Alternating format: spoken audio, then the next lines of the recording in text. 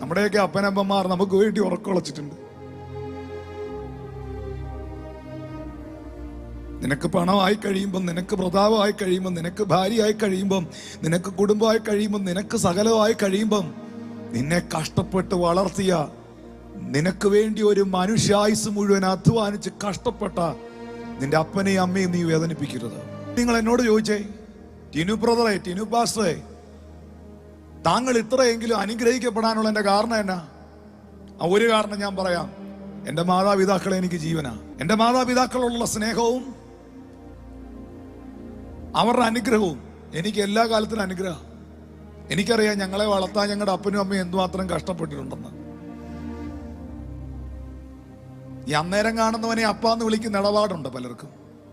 പക്ഷെ അവരോട് ഞാൻ പറയാം, അപ്പനെ മാറിയെടുക്കാൻ പറ്റുകയില്ല കേട്ടോ. അന്നേരം കാണുന്നവരൊന്നും അപ്പനാകുകയില്ല, അന്നേരം കാണുന്നവരൊന്നും അമ്മയാകുകയില്ല. അമ്മ അമ്മയാ, അപ്പൻ അപ്പനാ. അവരെ മാറിയെടുക്കാൻ പറ്റുകയില്ല. മകനെ, നിനക്ക് നന്മയുണ്ടാകാൻ, നിനക്ക് ഭൂമിയിൽ ദീർഘായുസോടിരിക്കാൻ അപ്പനെ അമ്മയെ ബഹുമാനിക്കണം, അവരെ കരുതണം, അവരെ പരിപാലിക്കണം, അവരെ സ്നേഹിക്കണം, അവരെ ദുഃഖിപ്പിക്കരുത്.